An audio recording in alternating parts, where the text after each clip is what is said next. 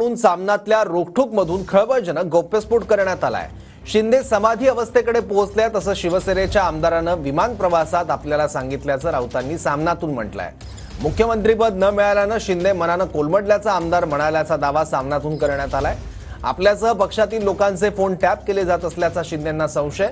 भाजपनं शिंदेंना मुख्यमंत्री बनवण्याचं आश्वासन दिलं होतं असंही सामनानं म्हटलंय। भाजपनं आश्वासन न पाळल्यानं फसवणूक झाल्याचं शिंदेंना वाटतं असंही सामनाने म्हटलंय। काय लिहिलंय सामनात?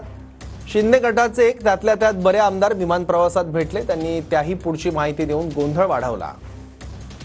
शिंदे स्वतःला अपमानित केल्याच्या दुःखातून बाहेर पडायला तयार नाहीत। 2.5 वर्षांच्या मुख्यमंत्री पदाच्या काळात शिंदे आणि फडणवीसांची दोन दिशांना तोंड होती। आता फडणवीस त्याचे उट्टे काढतायत।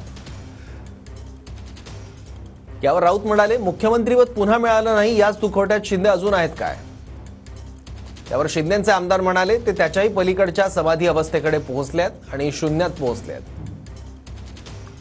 त्यावर राऊत म्हणाले, शिंदेंना धक्का बसला आहे काय? त्यावर शिंदेंच्या आमदाराने उत्तर दिलं, ते मनाने कोलमडले आहेत। मग राऊत म्हणाले, काय झालं? निवडणुका तुमच्याच नेतृत्वाखाली लढवू व 2024 नंतरही पुन्हा तुम्हीच मुख्यमंत्री असाल, चिंता करू नका। निवडणुकीत सढळ हस्ते खर्च करा असं आश्वासन शहांनी शिंदेंना दिलं होतं। शिंदेंनी प्रचंड पैसा निवडणुकीत टाकला, पण शहांनी दिलेलं आश्वासन पाळलं नाही। त्यामुळे आपली फसवणूक झाली असं शिंदेंना वाटतं असं शिंदेंच्या आमदारांनी सांगितल्याचा दावा सामनातून करण्यात आलाय। शिंदे आणि त्यांच्या लोकांचे फोन टॅप केले जात आहेत असं शिंदेंना खात्रीने वाटतं। दिल्लीच्या एजन्सी आपल्या हालचालींवर पाळत ठेवून असल्याचा शिंदेंना संशय, पण शिंदेंची आता पुरती कोंडी झाली असं आमदारांचं म्हणणं असल्याचं सामनात म्हटलंय।